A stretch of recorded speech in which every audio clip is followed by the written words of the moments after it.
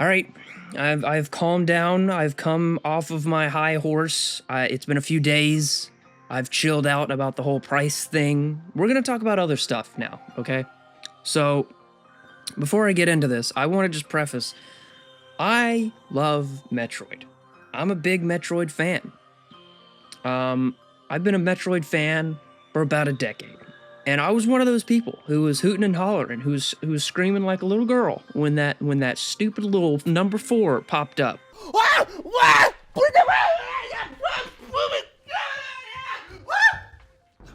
You remember that? Remember that thing? That was me. All right. Shame to say it, I don't have a recording of me flipping out. Probably because it was spoiled. I think actually this is a little bit of digression before I even get into the topic, but I'm pretty certain I walked into the break room at work and somebody was like, "Did you hear about Metroid Prime 4?" And I was like, "No, but I have now, so thanks." So, anyway, that was how I learned about Metroid Prime 4. So, we got another trailer for Metroid Prime 4 a few weeks ago at the Nintendo Switch 1 Direct, and there are a few things that give me concern about the Metroid Prime 4 game. I mean, I'm still bullish on it. I'm still like, it's gonna be a good game.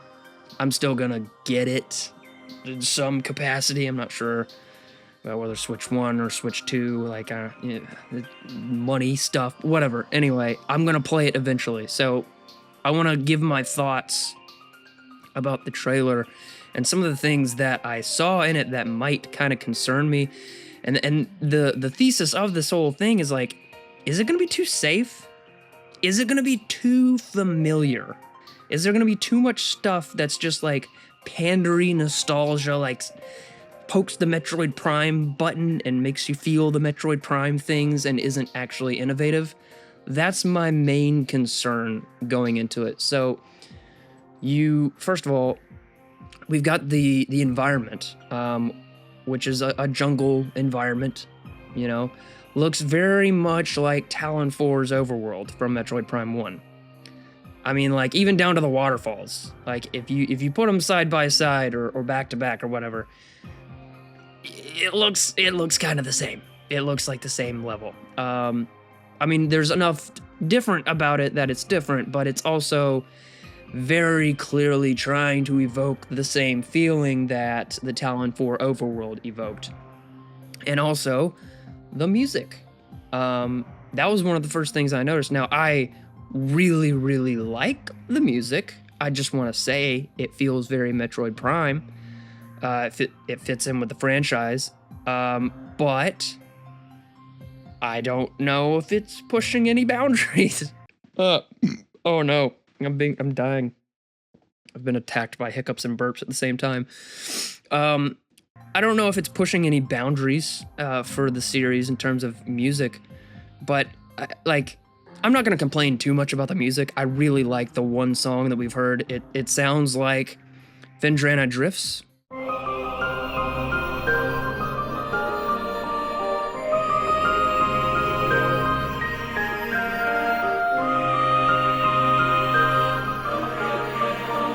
And there's hints and elements with the choir that sound like, I think it's Elysia, the Sky World in Prime 3.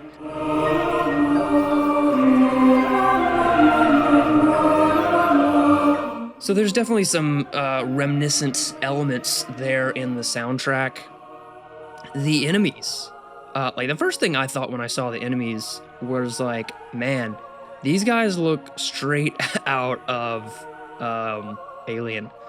Like, they look like just gross, like the movie Alien. They look like gross little alien men. And they also reminded me of some of the creatures on Brio in Metroid Prime 3.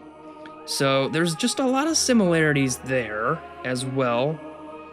At the very end of the trailer, there's a little bit of like a teasery, like, oh, there's gonna be new suits. Guess what? And it's completely different. And that suit was very reminiscent of the light suit in Prime 2. And even the new abilities, the telekinesis stuff, which I saw the trailer for it, and I was like, that's gotta be like a mouse thing. Because there was the rumors about the Switch 2 having the mouse stuff, and then it was confirmed. I was like, oh, this is what this was. The telekinesis stuff looks very like Metroid Prime 3 motion controls, but adapted for the mouse mode, whatever you call it. So the point is, what I'm getting at with all this is like, there's just a lot of the same with this trailer. I'm sure there's probably more to it that we haven't seen. There's more stuff that's gonna come out eventually, whatever. And I'm still pretty pumped about it. Like, the story's gonna be different. There's a lot going on, obviously. And I'm very interested to see what this game even becomes and where it goes, because it is a new Metroid Prime game. It is something different. It is doing more of the same, but slightly different. I don't know. I guess the thing is, and I'm not completely disappointed by this, because I love me some Metroid Prime. I mean, I've played the first game multiple times. I've beaten the second and third game once. I've restarted the second game a million times, and just for some reason never finish it. That's a whole other conversation for a different time. I start games and don't finish them. That's a problem. But I think what I was expecting before I even saw any gameplay of Metroid Prime 4 was something more akin to Doom. I was like, how do you level up what Nintendo's already done with Metroid Prime? And my thinking is, you make it faster. Like, you make it more visceral and just fast, exciting, lean more into the shooter-y aspect of it, but still have that exploration aspect. If you guys actually know, not Metroid, Doom Eternal, both of those games, the new Doom, they were very heavily influenced by the Metroid Prime series.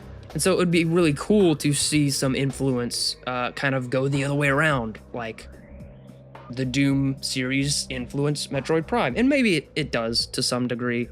Honestly, looking at these trailers that we've got, all the footage from Metroid Prime 4, it looks more like a Halo, which I think that was kind of what Metroid Prime was sort of like, especially Prime 3 was trying to be a little bit. So I'm not disappointed. I'm just a little hesitant, because I'm wondering just how innovative of a game is this going to be. You know, they had to restart development on it because whatever they came up with was not great. Are they just going to push the nostalgia button and hope that sells us? Or are they actually going to be innovating? Oh, there's also like the alien creature. That's another thing I just thought of off the top of my head. The whole alien creature that Samus meets is very reminiscent of the Luminoth. Although I will say it is cool to see how the 2D games are now informing the new 3D games. Whereas Metroid Prime 1 was kind of like the 3D template of what Super Metroid is. Metroid Prime 4, we're seeing, is very heavily influenced by Metroid Dread. I think with the telekinetic abilities, that's very reminiscent of like the Aeon abilities. Also, I don't know. Anyway, I'm rambling at this point. This is just a couple thoughts I had about this. I don't think it's gonna suck. I'm still gonna play it. I'm still looking forward to it. But I'm a little like hesitant. I'm a little concerned. I don't know if anybody else shares that view. If you guys want to let me know in the comments, let's talk about it. What are you excited about with Metroid Prime 4? What are you nervous about? Are you looking forward to shelling out $70, $80 for the Prime 4 on Switch 2? I don't know what it's going to cost. Or are you just going to get it on Switch 1? I thought about just getting it on Switch 1 and then upgrading later, but I'm looking at the difference in the graphics. Them graphics, though. Them graphics. And they looks pretty good. But that's money. That's an investment. That's a deposit. I don't know. That's a whole other conversation. See my other video for that. I'm done. I'm gonna stop rambling now. Let me know what you guys think. I'm gonna go do more videos. I'm doing videos now. So check it out. We're gonna talk about other things. Look forward to things soon. There will be more of them soon. Okay, later. Bye. Boom, boom, boom, boom, boom, boom, boom, boom, boom, boom, crash. Bum, ba-dum, ba-dum, dum, dum, da da da dum.